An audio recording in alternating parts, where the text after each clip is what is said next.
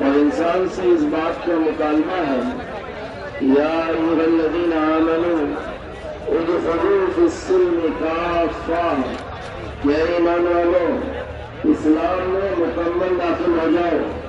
اللہ تعالیٰ کو ٹوٹے بٹیر، اللہ تعالیٰ کو آدھا ادھر آدھا ادھر، اللہ تعالیٰ کو کچھ ادھر کچھ ادھر پسند نہیں ہے، بلکہ اللہ تعالیٰ یہ چاہتے ہیں کہ ایک مسلمان 100% اسلام میں داخل ہو، اور خیریت سے صبح سے لے کر رات تک اور رات سے لے کر صبح تک، پیر کے ناخن سے لے کر سر کے بال تک، اپنی پیدائش سے پہلے سے لے کر اپنے موت کے بعد تک کی زندگی میں یہ محمد صلی اللہ علیہ وسلم کا غلام، یہ اللہ تعالیٰ کا بندہ بن کر زندگی گزارے۔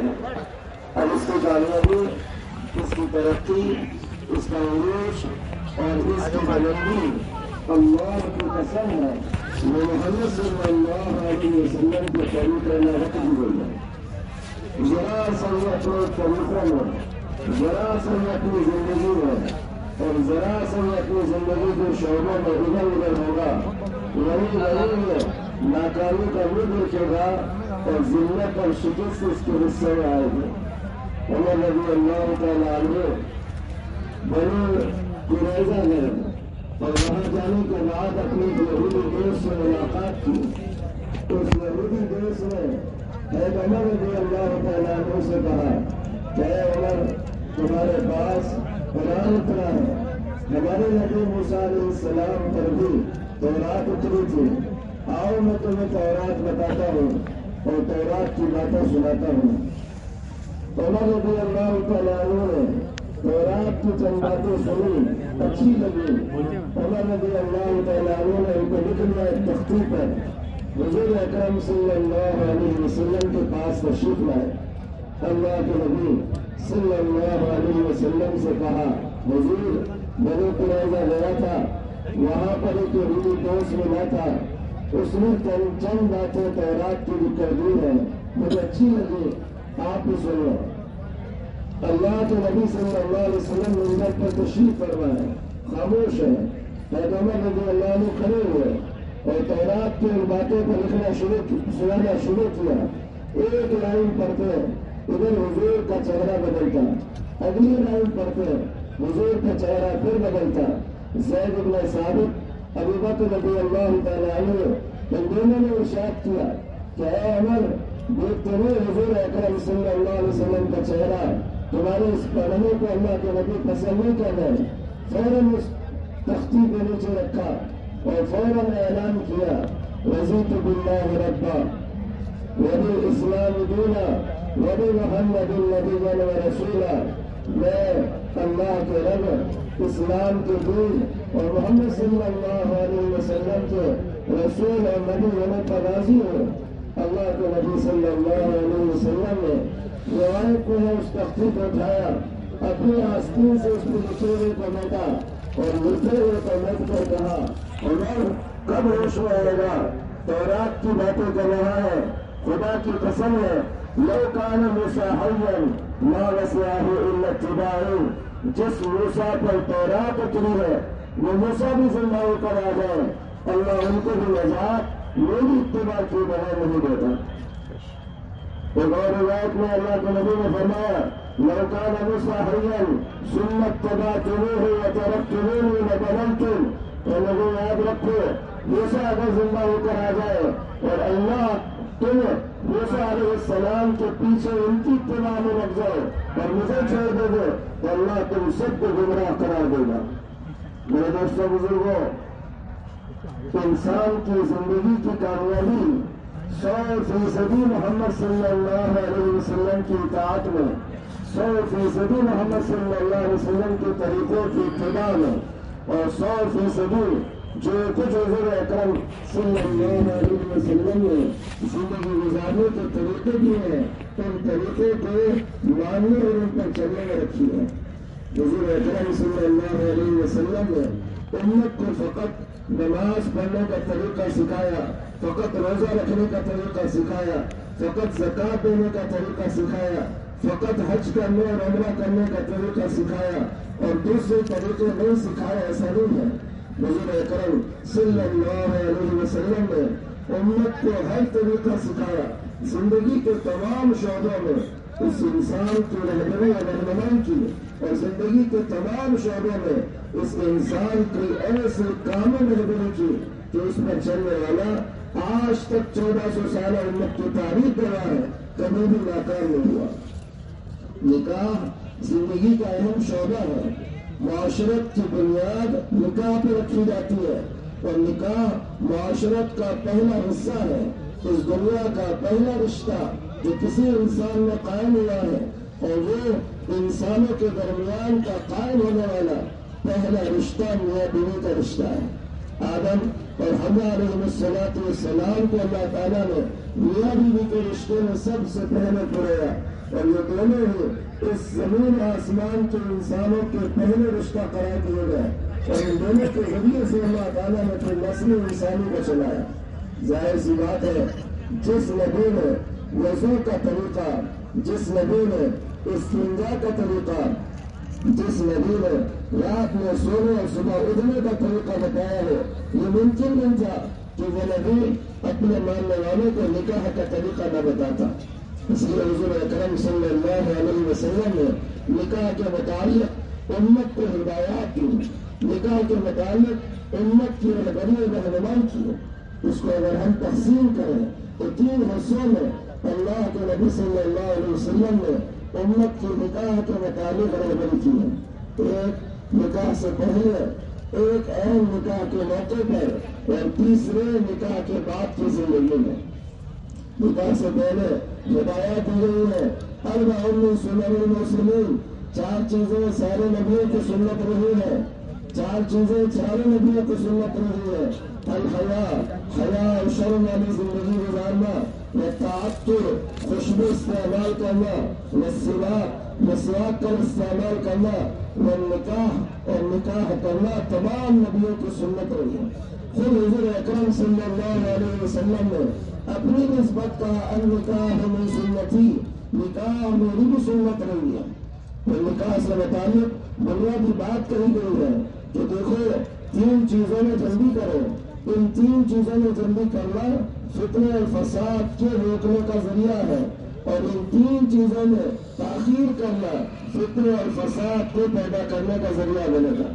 سب سے پہلے کہا نماز جب اس کا وقت ہو جائے تو اس کو پڑھنے میں جلدی کرو، جنازہ جب تیار ہو جائے اس کی تدفین میں جلدی کرو اور لڑکا اور لڑکی جب بالغ ہو جائے تو ان کی نکاح میں تاخیر نہ کرو، جلدی کرو۔ اللہ کے نبی صلی اللہ علیہ وسلم نے فرمایا کہ جو ماں باپ بغیر کسی عذر کے، کوئی شرعی مجبوری کے بغیر اپنے اولادوں کے نکاح میں تاخیر کرتے ہیں اور اس تاخیر کی وجہ سے ان کی اولاد کسی گناہ کے اندر مبتلا ہوتی ہے تو جو عذاب اس گناہ کا اس بچے کو ہوگا، اس بچی کو ہوگا، وہی عذاب اس گناہ کا اس کے ماں اور باپ کو بھی اللہ دے گا۔ اسے نکاح میں جلدی کرو۔ اگر نکاح کے عنوان کو قائم کیا تو پھر سب سے پہلی بنیادی خدا ہوتی ہے کہ سب سے پہلا مرحلہ نکاح کے موقع پر رشتوں کے انتخاب کا ہوتا ہے۔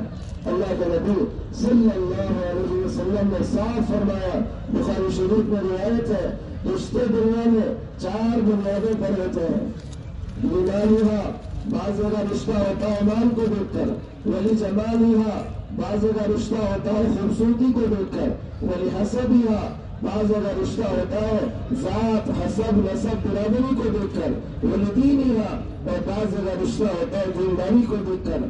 اللہ کے نبی فرما رہے ہیں جو رشتہ جو نکاح مال کی بنیاد پر ہو اس میں کوئی گارنٹی نہیں، جو رشتہ خوبصورتی کی بنیاد پر ہو اس میں بھی کوئی گارنٹی نہیں، جو رشتہ حسب نسب ذات برادری کو دیکھ کر ہو اس کا بھی کوئی گارنٹی نہیں، البتہ جو رشتہ دینداری کی بنیاد پر ہو اور دین کو دیکھ کر ہو اللہ تبارک و تعالیٰ اور اس کے نبی فرما رہے ہیں فاظفر بذات الدین تربت یداک کہ تم کامیاب ہو جاؤ دینداری کے رشتے کی بنیاد پر اللہ تمہارے دونوں ہاتھوں میں خیر ہی خیر ڈال دے گا۔ حضرت سعید بن المسیب رحمۃ اللہ علیہ وقت کے بادشاہ عبد الملک ابن مروان کے بیٹے کا رشتہ آ رہا ہے اور تابعی جلیل ہے، اپنے بچی کے رشتے کے لیے بادشاہ کے بیٹے کا رشتہ اور پیغام آیا۔ سعید بن المسیب رحمۃ اللہ علیہ نے کہا مجھے 1 ہفتے کی مہلت دو، اس کے بعد میں فیصلہ کروں گا کہ مجھے لڑکی دینا ہے یا نہیں دینا ہے۔ 1 ہفتے کی مہلت کے بعد بادشاہ کو جواب دے رہے ہیں کہ میں اپنی بیٹی بادشاہ کے گھرانے میں نہیں دے سکتا۔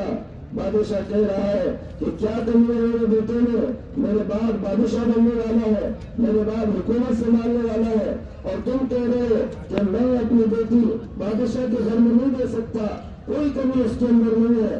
کہنے لگے ہاں کوئی کمی اس کے اندر نہیں ہے، خوبصورت ہے، جوان ہے، کڑیل جوان ہے، شاہی خاندان کا فیل ہے، لیکن مجھے معلوم پڑا ہے کہ دین کے معاملے میں کمزور ہے، نمازیں ضائع کر دیتا ہے، سنتوں کی اتباع میں کمزور ہے، اس لیے میں اپنی بچی کا نکاح ایک ایسے شخص سے جو دین کے معاملے میں کمزور ہے نہیں کر سکتا۔ رشتے کی بنیاد دینداری کو بناؤ تو اصلاح معاشرے کا 70% کام پورا ہو جائے گا۔ اگر رشتے کی بنیاد مال ہوگی، رشتے کی بنیاد خوبصورتی بنے گی، رشتے کی بنیاد ذات اور برادری بنے گی تو ہر ماں باپ کی فکر ان چیزوں کو اپنے بچے میں داخل کرنے کی ہوگی، دینداری کو داخل کرنے کی نہیں ہوگی۔ پھر سعید بن المسیب رحمۃ اللہ علیہ نے اپنے اس کے لیے بادشاہ کے بیٹے کا رشتہ آیا تھا، اپنے ایک شاگرد کے ساتھ کیا جس کی بیوی کا انتقال ہوا تھا، اور علماء نے لکھا ہے تاریخ میں کہ اس دین کی بنیاد پر ہونے والے رشتے کی برکت یہ رہی کہ اللہ تعالیٰ نے سعید بن المسیب کے اس بچی کے خاندان میں 500 سال تک علماء اور صلحاء پیدا فرمایا۔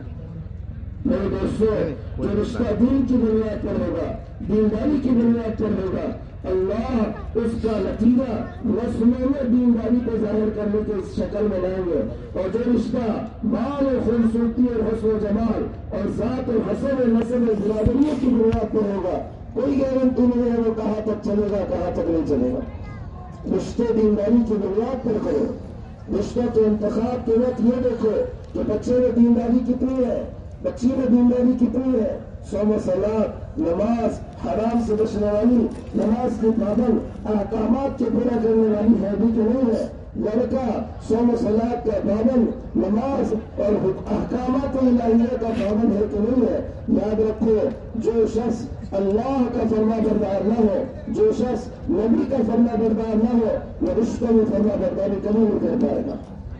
اس لیے رشتے دین کی بنیاد پر کرو تاکہ نسلوں میں دین چلے، نسلیں بڑی صالح اور بہت اچھی اس وقت بنتی ہے جب ماں باپ دین اور دیندار اور لوگ ہوتے ہیں۔ ایک سیب کا واقعہ کتنی مرتبہ نہیں سنتا ہے۔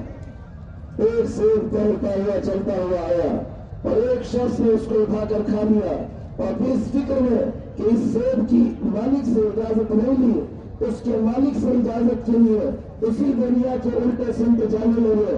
کھیت نظر آیا، باغ نظر آیا، سیب کی ٹہنیاں نظر آئی، یقین کر لیا کہ یہی کا گرا ہوا سیب ہے۔ اس کے مالک کے پاس جا کر کہہ رہے ہیں تیرے ماں کا ایک سیب میں نے کھا لیا ہے، مجھے معاف کر دے، قیامت کے دن اس کا سوال ہوگا تو میں حساب اور میں بدلہ نہیں دے سکتا۔ وہ سمجھ گیا کہ کوئی قیمتی آدمی ہے جو ایک سیب معاف کروانے کے لیے اتنی دور آئے ہیں۔ کہنے کا میرے 2 شرطیں ہیں، اگر ان 2 شرطوں کو پورا کرے گا تو سیب معاف کروں گا۔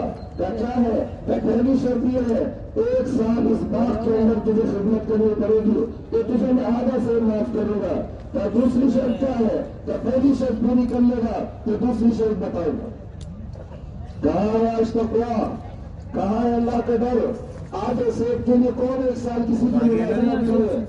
آج کہے تو کہے میرے لیے اندر دین کا جذبہ پیدا ہو گیا تھا، تو معاف کرتا ہے تو کم ہے تمہیں تو چلا کہ تیری سخت شرط ہے، لیکن معاملہ آخرت کا ہے، اس لیے میں قبول کرتا ہوں۔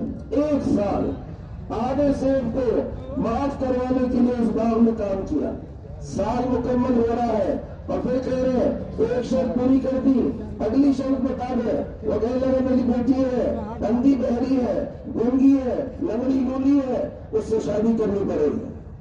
پہلے جو ایسے بیچ جو اندھی ہو، بہری ہو، گونگی لنگڑی لولی ہو، اس سے کون شادی کرنا پسند کرتا ہے؟ کہنے لگے نہیں، آدھا سیب اس کے بغیر معاف نہیں کروں گا۔ کہنے لگے تیری یہ شرط بھی سخت ہے، تیری یہ شرط بھی سخت ہے، لیکن اگر معاملہ اسی کا ہے کہ آخرت کا معاملہ اس کے بغیر حل نہیں ہونا ہے تو ٹھیک ہے، چل میں اس سے شادی کرنے کے لیے تیار ہوں۔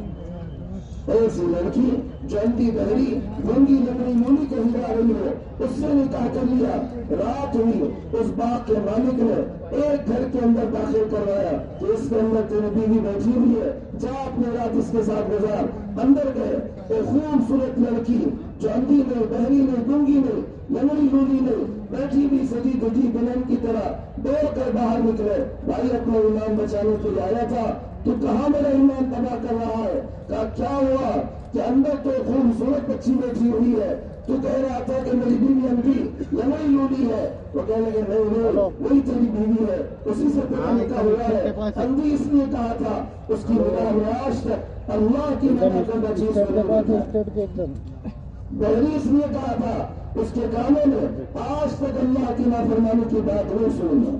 گونگی اس نے کہا تھا، اس کی زبان میں آج تک اللہ کی مرضی کے خلاف کوئی جملہ اپنے منہ سے نہیں نکالا ہے۔ لنگڑی اور لولی اس نے کہا تھا کہ اس کا قدم آج تک اللہ کی نافرمانی میں نہیں تھا۔ جا تیری وہ بیوی ہے، جا اس کے ساتھ زندگی گزار۔ یہ دونوں نیک لوگ ملے ہیں تو نیچے ان کی نسل میں عبد القادر جیلانی پیدا ہوئے ہیں۔ میرے دوستوں رشتے دین کی بنیاد پہ کرو، تاکہ ماں باپ کو فکر بچوں کے سونے چاندی اور ان کے کریئر سے پہلے ان کی بنیادی کی ہو۔ کوئی دوسرا مرحلہ شادی کا ہے، شادی کے لیے حضور اکرم صلی اللہ علیہ وسلم نے صاف فرمایا ان اعظم النکاح برکۃ، ایسے میں سب سے زیادہ بابرکت نکاح وہ ہے جس میں سب سے کم خرچ کیا جائے۔ فضول خرچیاں، اسراف، تبذیر اللہ کو پسند نہیں ہے۔ انہ لا يحب المسرفین، اللہ اسراف کرنے والے کو پسند نہیں کرتا، اور اسراف سے اوپر جب آدمی خرچ کرتا ہے تو صاف اعلان ہے ان المبذرین کانوا اخوان الشیاطین، کہ فضول خرچیاں کرنے والے وہ شیطان کے بھائی ہیں۔ شادیاں ہلکی کرو، سادگی پر لاؤ۔ معاشرت کی بنیاد شادی پر ہے تو معاشرت حیا اور سادگی کا نام ہے۔ حضور اکرم صلی اللہ علیہ وسلم نے امت کو جو معاشرت دی تھی اس کی بنیاد حیا اور سادگی پر تھی کہ اپنے رشتوں میں، اپنی شادیوں میں حیا کو لاؤ۔ بے حیائی ہماری شادیوں کا حصہ بنتی چلی جا رہی، بے پردگی ہماری شادیوں کا حصہ بنتی چلی جا رہی، نام و نمود اور نمائش و دکھلاوا شادی کا حصہ بنتا چلا جا رہا ہے۔ اور ایسے تماشے شادی کے موقع پر ایک مسلمان کر رہا ہے کہ جس کی اجازت کبھی بھی محمد صلی اللہ علیہ وسلم نے نہیں دی تھی۔ دیکھو کیسے نکاح ہوئے ہیں، راستے میں چلتے چلتے نکاح ہو رہا ہے، سفر میں چلتے چلتے نکاح ہو رہا ہے، اور گھروں میں بیٹھے بیٹھے نکاح ہو رہا ہے، اور اعلان کیا جا رہا ہے کبھی ایک بکری سے رہ کر کے ولیمہ ہو رہا ہے، اور کبھی اعلان کیا جا رہا ہے بھائی اپنے گھروں سے پیشہ لاؤ، دستک پہ ڈالو، بس یہی ولیمہ ہے، کھا لو۔ سادہ کیا تھا۔ جس طرح یہ نکاح یہاں پر اجتماع میں ہو رہے ہیں اور سادگی کے نام پر ہو رہے ہیں، اب رخصتیوں کے موقع پر بھی سادگی اختیار کرو۔ یہ نہیں صاحب کہ نکاح تو اجتماع میں کر لیا اور اس کے بعد رخصتی، اس کے بعد ولیمے میں وہ گانے، وہ بجانے، وہ بینڈ باجے، وہ باجے تاجے اور وہ تماشے جس کا شریعت کبھی بھی جس کی شریعت اجازت نہیں دیتی، ہم نے وہ شروع کر دیا۔ نہیں، سنت اختیار کرو۔ حضور اکرم صلی اللہ علیہ وسلم فرما رہے کہ سب سے زیادہ بابرکت نکاح وہ ہے جس میں سب سے کم خرچ کیا جائے۔ جتنی فضول خرچیاں نکاحوں کے موقع پر ہوں گی جتنی فضول خرچیاں نکاحوں پہ کی جائیں گی اتنا نقصان، اتنی نحوست رشتوں کے اندر پڑے گی۔ اس لیے دیکھیے رشتے نکاح سادگی سے ذات کرو، جہیز، عمدہ، مانگنا، کپڑے، فلاں، زیور، کھانے کے دعوتیوں کے مطالبے، یہ سارے کے سارے ایسے مطالبے ہیں جو انسانی معاشرت کی زندگی کو تباہ کرنے والے مطالبے ہیں، خراب کرنے والے تقاضے ہیں۔ زندگی تباہ ہو رہی ہے اور لوگ بیاض، سود اور اس کے علاوہ کے راستوں میں اپنے بچیوں اور بچوں کے نکاح کے لیے پڑھ رہے ہیں۔ اس کا مجرم کون بن رہا ہے؟ رشتے سادگی سے کرو۔ بہت آسان رکھا گیا تھا، مہر شوہر کے اوپر رکھا گیا تھا، ولیمہ شوہر کے اوپر رکھا گیا تھا، اور اس بات کا اعلان کر دیا گیا تھا کہ ایک باپ اپنے رخت جگر کو، جس کو برسوں سے اس نے پالا پوسا، اپنا خون کھلایا اور پلایا، اپنے خون پسینے کی کمائی سے اس کی پرورش کی، وہ تمہارے حوالے اپنا وہ رخت جگر کر رہا ہے۔ اس وقت بھی تم اس پر ظلم کرو گے، مان سمان نام نمود کے نام پر زیادتیاں کرو گے، تو تم سے بڑا اور ہم سے بڑا بے غیر زندگی گزارنے والا کون ہو؟ کہ ایک شخص اپنے جگر کا ٹکڑا حوالے کر رہا ہے اور اس وقت اس کو تکلیف دی جائے، اس وقت اس کو پریشان کیا جائے، اس وقت اس کے ساتھ مطالبے کیے جائے، اس وقت اس سے معاہدے کیے جائے کہ نہیں، شریعت اس کی اجازت نہیں دیتی۔ اس لیے نکاح پہ سادگی بن جائے، جتنا نکاح سادگی کے ساتھ ہوگا اتنی نکاح میں برکتیں ہوں گی۔ اگر نکاح کو بہت عالی شان کرنا کوئی کمال کی چیز ہوتی تو خدا کی قسم ہے اللہ میرے نبی کے نکاحوں میں اور اللہ میرے نبی کی بچیوں کے نکاحوں میں زمین و آسمان کے قلامیں ملا دیتا، سونے چاندی کی بارشیں آسمانوں سے کر دیتا، زمین سے سونے چاندی کے خزانے نکال کر لوگوں میں بٹوا دیتا۔ لیکن اللہ نے اپنے نبی کی شادی امت کے سامنے رکھ کر بتائی کہ کتنی سادگی کے ساتھ محمد صلی اللہ علیہ وسلم نے خود کی بھی شادیاں کی اور کتنی سادگی کے ساتھ فاطمہ رضی اللہ عنہا اور دیگر بچیوں کی شادیاں کی۔ اس لیے سادگی پر نکاح کو لاؤ، جتنا نکاح سادگی پر آئے گا اتنا رشتوں، اتنا معاشرے سے بے حیائی، اتنے معاشرے سے گندگی ختم ہوگی۔ اور دوستوں بزرگوں کہ نکاح زندگی کا اختتام نہیں ہے بلکہ ایک نئی زندگی کی ابتدا ہے۔ جو نکاح کے بعد ذمہ داریاں ہیں، نکاح کے بعد ذمہ داریاں ہیں، اور ان ذمہ داریوں کو پورا کرنے کی وجہ سے اللہ کے نبی نے کہا کہ آدمی کا نکاح کے ذریعے سے دین مکمل ہوتا ہے۔ اذا تزوج العبد فقد استكمل نصف الدين، کہ جب بندہ نکاح کرتا ہے تو اس کا آدھا دین مکمل ہوتا ہے۔ کیا مطلب ہے کہ نکاح کے بعد آدھا دین کیسے مکمل ہوتا ہے؟ کہ صاحب نکاح سے پہلے دیگر ذمہ داریاں شوہر پر اس مرد پر نہیں ہوتی، نکاح سے پہلے معاشرت کے بعد میں اس پر کوئی بوجھ نہیں ہوتا۔ اب نکاح کے بعد ایک لڑکی کی ذمہ داری اس کے کندھوں پر ہے، اس کے خاندان کی عزت و ناموس کی حفاظت اس کے کندھے پر ہے، اپنی اولاد کی حفاظت اور تربیت اس کے کندھے پر ہے۔ جب بندہ اس کو شریعت کے حکم کے مطابق پورا کرتا ہے تو کہا جاتا ہے کہ اس کا دین مکمل ہوا ہے۔ اس لیے اپنی بیویوں کے ساتھ حسن سلوک کے ساتھ پیش آؤ۔ اللہ کے نبی صلی اللہ علیہ وسلم نے ایک بنیادی ہدایت مردوں کو دی ہے۔ کیوں طلاق تک نوبت جاتی ہے؟ کیوں رشتے، خوبصورت رشتے تباہ ہو جاتے ہیں؟ اللہ کے نبی صلی اللہ علیہ وسلم نے دو باتیں اس سلسلے میں کہی ہیں۔ آپ دیکھو جب نکاح ہوتا ہے، نکاح کا خطبہ پڑھا جاتا ہے کہ قرآن کریم کی کتنی عظیم آیتیں ہیں، ان کو چھوڑ کر ایسی آیتیں پڑھی جاتی ہے کہ اگر وہ نکاح میں نہ پڑھی جاتی تو ہم کو معلوم نہیں ہوتی کہ وہ کہاں ہے۔ سورہ فاتحہ کی فضیلت ہے، سورہ اخلاص کی فضیلت ہے، 3 مرتبہ سورہ اخلاص پڑھ لیا جائے پورے قرآن کا ثواب ہے، 4 مرتبہ قل کافرون پڑھ لیا جائے، 4 مرتبہ اذا زلزلت الارض پڑھا جائے، پورے قرآن کے پڑھنے کا ثواب ہے۔ یاسین قرآن کا تاج ہے، دل ہے آیت الکرسی قرآن کریم کی، لیکن اس کے باوجود 3 ایسی آیتیں پڑھی جاتی ہیں جو قرآن میں الگ الگ جگہوں پر ہیں، اور ان 3 آیتوں میں 6 مرتبہ ایک بات کا حکم دیا گیا ہے۔ خطبہ نکاح کے ذریعے سے وہ حضور اکرم صلی اللہ علیہ وسلم ایک پیغام دینا چاہ رہے تھے، اور یہ آیتیں پڑھی اس لیے جاتی ہے کہ یہ رشتہ، یہ زندگی خوبصورت خوبصورت ہوگی جب اس کی آیتوں کے پیغام کو سمجھ کر میاں بیوی اور اس کے رشتے دار اپنی زندگی کو آگے بڑھائیں۔ کہ 6 مرتبہ ان آیتوں میں ایک بات کا حکم ہے، اور وہ ایک بات ہے تقویٰ، اللہ کا ڈر۔ اللہ سے ڈرو، اللہ سے ڈرو۔ یہ 2 نوجوان رشتے میں بن رہے ہیں، لیکن اطراف والے جو ان کے ارد ہیں یہ اللہ کے خوف پر ان کو رشتوں میں باندھے۔ میاں بیوی اللہ کے خوف پر اپنے رشتے کو آگے بڑھائے۔ اللہ کا ڈر ہوگا تو کوئی شوہر اپنی بیوی پر زیادتی نہیں کرے گا، کیونکہ ڈرے گا کہ قیامت کی بھی اللہ کو جواب دینا ہے۔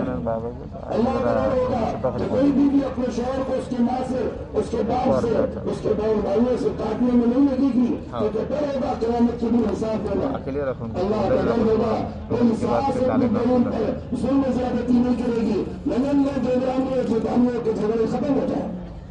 آج اللہ کے خوف کے نکلنے کی وجہ سے گھر گھر معاملات لگی ہوئی ہے، اور گھر گھر مسائل کھڑے ہوئے ہیں، اور گھر گھر جھگڑے، اور گھر گھر طلاق کی نوبت رشتوں میں آئی ہوئی ہے۔ اگر طلاق نہیں ہے تو کم از کم اس سطح پر امت کے اکثر گھرانے پہنچ گئے ہیں کہ میرا بیوی کی زندگی آپس کی ناچاکیوں میں گزر رہی ہے۔ تو وجہ اللہ کے خوف کو نکل جانا ہے، اللہ کے ڈر کو نکل جانا ہے۔ اس لیے پہلی ہدایت تھی کہ اس رشتے کی بنیاد تقوی پر رکھو، آگے زندگی تقوی کی بنیاد پر گزارو۔ ہر فیصلہ لیتے وقت، ہر قدم اٹھاتے وقت، چاہے ساس ہو، چاہے سسر ہے، چاہے شوہر ہے، چاہے بیوی ہے، چاہے ان کے متعلق رشتے دار ہے، کوئی بھی قدم اٹھانے کے وقت اس بات کو ذہن میں رکھو کہ اللہ تمہیں دیکھ رہا ہے، اور جو کچھ تم کر رہے ہو اس کا حساب قیامت کے دن تمہیں دینا ہے۔ اور دوسری ہدایت تھی شوہر کے لیے خصوصاً کہ اپنے رشتے کو، اپنے معاشرت کو، اپنے بیوی کے ساتھ سلوک کو صبر کے ساتھ آگے بڑھا۔ اس کو بہت پیاری مثال سے سمجھایا تھا، فرمایا تھا المرأۃ خلقت من ضلع، کہ اے مردوں سنو، میں تمہیں نصیحت کر رہا ہوں۔ عورتوں کا مذاق نہیں ہو رہا تھا حضور نے، بلکہ مردوں کو نصیحت کی تھی کہ عورت پسلی سے پیدا ہوئی ہے، اور پسلیوں کے مزاج میں ٹیڑھا پن ہوتا ہے۔ عورتیں ٹیڑھی پسلی کی کہہ کر ان کا مذاق مت اڑاؤ، کیونکہ صرف ٹیڑھا ہونا کسی چیز کی بدصورتی کی علامت نہیں ہوتی۔ بعض دفعہ خمدار ہونا، ٹیڑھا ہونا خوبصورتی کی علامت بھی ہوتی ہے۔ کمانیں بنتی ہیں ٹیڑھی، تبھی تو خوبصورت لگتی ہیں۔ گنبد بنائے جاتے ہیں، ان کے اندر خم ہوتا ہے، تبھی تو خوبصورت لگتی ہے۔ مینار بنائے جاتے ہیں، ان کے اندر خم ہوتا ہے، تبھی تو خوبصورت لگتی ہے۔ ہر ٹیڑھی چیز بدصورت نہیں ہوتی، بلکہ ٹیڑھا پن بھی خوبصورتی کی علامت ہوتی ہے۔ اللہ کے نبی مردوں کو نصیحت کر رہے ہیں، ان کے مزاج میں کچھ خم ہے، ان کے مزاج میں کچھ ٹیڑھا پن ہے، اس کی رعایت کرتے ہوئے چلو۔ ایک آدمی کسی سے ملنے جائے، مولانا فلاں سیٹ سے ملاقات کرنی ہے، تو جانے سے پہلے احوال سامنے رکھتا ہے، یہ سیٹ صاحب ذرا غصے والے ہیں، اس کا خیال کرتے ہوئے بات کرنا، یہ فلاں آدمی ذرا خوش مزاج ہے، کچھ لطیفے میں سنا دے تو کوئی مسئلہ نہیں، یہ فلاں آدمی آپ کا چاہنے والا ہے، اس پر تو زبردستی بھی آپ کچھ بولو گے تو آپ کی مان لے گا۔ یہ کہنے والا جو ہدایت دے رہا ہے اس کی برائی نہیں بیان کر رہا، ڈیل کرنے والے کو سمجھا رہا ہے کہ اس کے مزاج کی رعایت کرتے ہوئے ڈیل کرو۔ حضور اکرم صلی اللہ علیہ وسلم عورتوں کا مزاج بتا رہے شوہروں کو کہ کچھ ٹیڑھا پن ہے، اس کی رعایت کرتے ہوئے زندگی گزارو۔ پورا سیدھا کرنے جاؤ گے، رابعہ بصریہ ہی مجھے چاہیے اور شہوانہ ہی چاہیے اور اس کے علاوہ کی چاہیے تو کبھی نہیں ہو سکتا، اور بالکل چھوڑ دو گے تو پھر بگاڑ کے اس حد پر جائے گی ان کیدکن عظیم، جس کو قرآن نے کہا ہے کہ پھر ان کی مکاری اور ان کی چال بازی مردوں کی عقل ٹھکانے لگا دیتی ہے۔ اس درمیان میں چلو، صبر کے ساتھ چلو، کچھ نبھا لو، کچھ سمجھا لو، کچھ سمجھا لو، کہیں پہ معاف بھی کر دو، کہیں سزا بھی دو، کہیں غصہ بھی کر دو، تو کہیں محبت کے ساتھ پیش بھی آؤ۔ محبت دینا، عزت دینا ایک بیوی کا بنیادی حق ہے، اس کو محبت دو، اس سے محبت کا اظہار کرو، معاشرت اور رشتے کی بنیاد اس محبت پر قائم ہو۔ اللہ کے نبی صلی اللہ علیہ وسلم کیسی اپنی بیویوں کے ساتھ زندگی گزار رہے ہیں۔ اللہ کے نبی کہہ رہے ہیں اے عائشہ تجھے ایک مزے کی بات کہوں، سنو ذرا اپنے نبی کو، اے عائشہ تجھے ایک مزے کی بات کہوں، کہا حضور کیا ہے؟ مرنا میرے لیے اچھا لگ رہا ہے، مرنا مجھے اچھا لگ رہا ہے۔ حضور کیوں ایسے کہہ رہے ہیں؟ آج مجھے پتا چلا ہے اللہ نے اعلان کیا ہے کہ تو جنت میں میری بیوی ہوگی، تو مرنا بھی میرے لیے مزیدار ہو گیا۔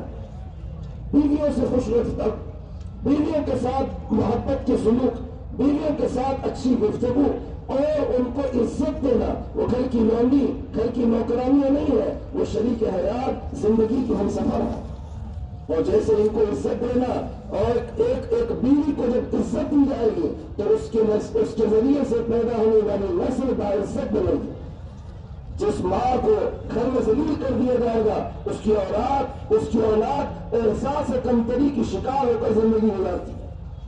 اور میرے دوستوں بزرگوں، شادی کے لینے کے بعد صرف موج و مستی ہی کر لینا موضوع نہیں ہے، بلکہ شادی کے بعد میاں بیوی کی اپنی معاشرت اور سب سے اہم ترین تقاضا ہونے والی اولادوں کو دین دینا ہے.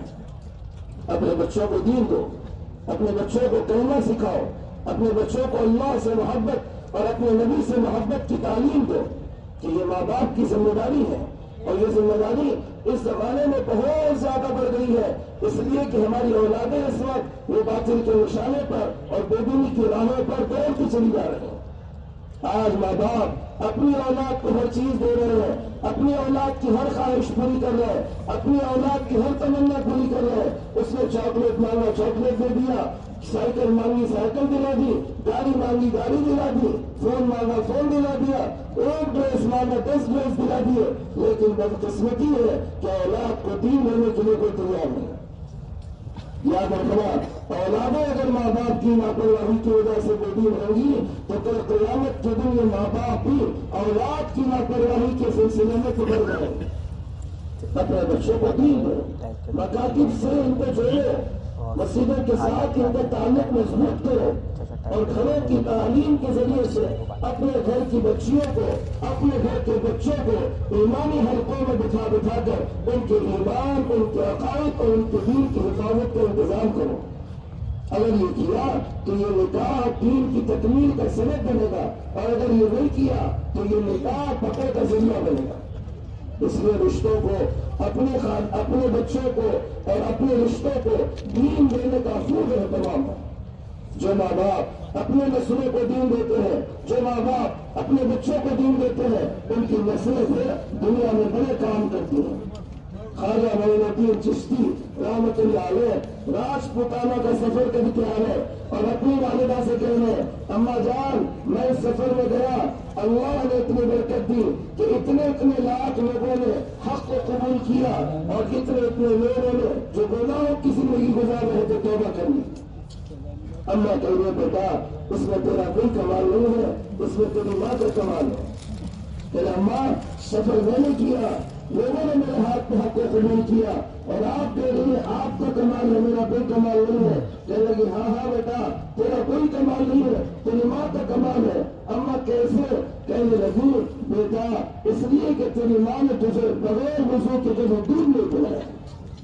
ماں جب اس سطح کی ہوں گی اور نسلوں کی تیاری اس سطح کی ہوگی تو پھر نسلیں خواجہ معین الدین چشتی اور صحابہ کی اولادوں کی طرح پیدا ہوں گی. اور اگر ماؤں کی گودیں جھگڑے پنچایتوں کا شکار ہو جائیں گی، بے حیائی اور اس کے علاوہ کی چیزوں کا شکار ہو جائیں گی تو نسلیں دوستوں تباہ ہو جائیں. نکاح ایک ذمہ داری ہے، نکاح ایک ذمہ داری ہے، دین کی تکمیل کا سبب ہے. اس لیے اس کو سادگی کے ساتھ انجام دو، حیا کے ساتھ انجام دو. دین کے جنازے نکلے ہوئے ہو، سر پر لٹکتی ہوئی تلواریں ہمارے کھڑی ہوئی ہو، وجود کا مسئلہ بنا ہوا ہو، اور اس موقع پر ہمارے نوجوان گاجے بجے میں لگے ہوئے ہو، ناچ گا رہے ہو، اور پھر فضول خرچیاں نکاح کے ناموں پر کر رہے ہو. اس سے بڑی لاپرواہی اور غفلت کیا ہو سکتی ہے؟ اس لیے یہ جتنے نکاح یہاں ہو رہے ہیں اور اس کے علاوہ سارا مجمع نیت کا ارادہ کرے کہ انشاءاللہ انتہائی سادگی کے ساتھ محمد صلی اللہ علیہ وسلم کے طریقے کے مطابق نکاح کریں گے. انشاءاللہ اللہ بہت قبول فرمائے. اب کچھ نکاح یہاں پر ہے، ایسے ہی بیٹھے رہے، ان کا اجابت قبول ہو جائے گا اور اس کے بعد ان کو دعائیں بہتر ہو جائے. اللہ حافظ. انتظام سے ان کی پوری حفاظت فرما. یا اللہ نوجوان صالح اولاد کو حضور بنانے کا ذریعہ فرما. یا اللہ دین کے خدام اور دین کے داعی پیدا ہونے کا ذریعہ فرما. یا اللہ آپس میں جوڑنے کے فیصلے فرما. ہر قسم کے شرور سے، حادثات سے، آفات و بلیات سے ان کی پوری حفاظت فرما. صلی اللہ علیہ نبی الکریم. ظمآن ضل صدايا إليك أنت صباحي مصفد بمسايا